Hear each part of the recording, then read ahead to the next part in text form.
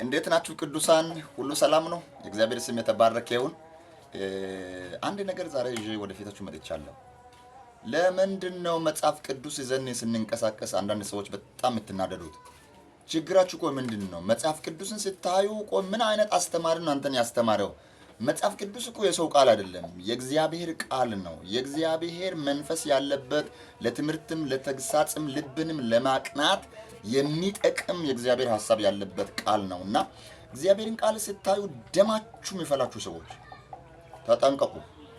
ይሄ እናንተን ያበላሸው ወይም አስተምሮ ችግር ሊሆን ይችላል። እግዚአብሔር ቃል በእጃችን ይዘን ስንንቀሳቀስ አይታችሁ በቃ በጣም እርር የምትሉ ሰዎች፣ የምትናደዱ ሰዎች፣ የምትቆጡ ሰዎች በጣም ኢትዮጵያውያን አዝናቸዋለሁ። በእውነት እንደዚህ አይነት ምን አይነት አስተማሪን እንዳስተማራቸው ባላውቅም ወዳጆቼ መጽሐፍ ቅዱስ እንደሌላ መጽሐፍ አይደለም። እስትንፋሰ መለኮት ነው የእግዚአብሔር ሐሳብ ያለበት። ስለዚህ እግዚአብሔርን ማወቅ በቃሉ ነው። ቃሉን ናክ ማለት ደግሞ እግዚአብሔርን ናክ ማለት ነው። ቃሉን ተፋይ ማለት እግዚአብሔርን ተፋይ ማለት ነው። ስለዚህ እግዚአብሔርን ቃል ስታይ በሰው እጅ ላይ ስታይ የምትናደድ ተው። እግዚአብሔር ቃል አታሹፍ። ከዚህም በፊት አባቶቻችን ዘመን እግዚአብሔርን ቃል ያቃጠሉ እግዚአብሔርን ቃል የቀደሉ ሰዎች ያለ ዕድሜ ሞተዋል። ስለዚህ እግዚአብሔርን ቃል እንዳታቃልሉ። አንደኛው መልእክት ይሄ ነው።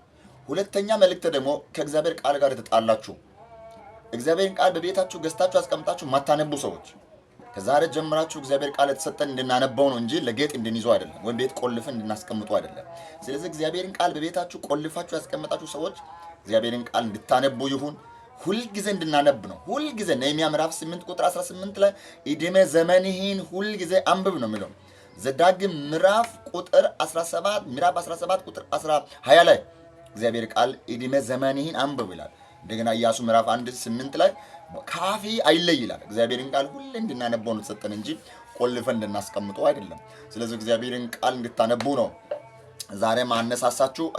እግዚአብሔርን ቃል በእጃችሁ ብቻ የምትይዙ ቤት ውስጥ ቆልፋችሁ የምታስቀምጡ ሰዎች እግዚአብሔር ቃል እንድናነበው እንጂ የሆነ ቆልፈን እንድናስቀምጠው አይደለም። ስለዚህ ሁለተኛ መልእክት ደግሞ ከእግዚአብሔር ቃል ጋር ተጣላችሁ፣ ማንበብ ያቆማችሁ፣ የማንበብ አፈታታችሁ ዝግ ይሆናችሁ ከዛሬ ጀምራችሁ ወደ እግዚአብሔር ቃል ተመለሱ፣ አንብቡ።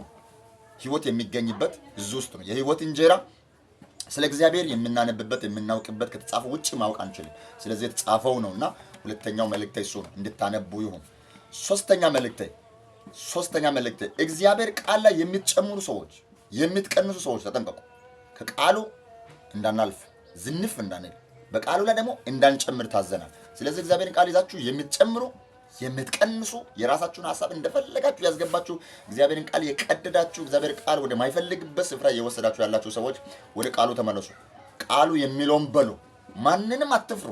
ማንንም ልንገርልኝ እግዚአብሔርን ቃል በትክክለኛ መንገድ እንድትነግሩ ይሁን እንድንናገር ይሁን። ስለዚህ የተሰጠን ቃል በትክክለኛ መንገድ እግዚአብሔርን ቃል እንደ እግዚአብሔር ቃል እንድናወራ ነው ተፈቀደልን፣ እንድንሰብክ ነው ተፈቀደልን።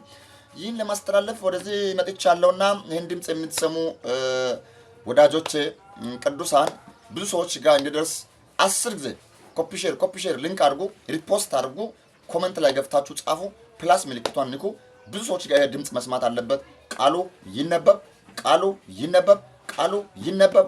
ወልድ ያለው ሕይወት አለው።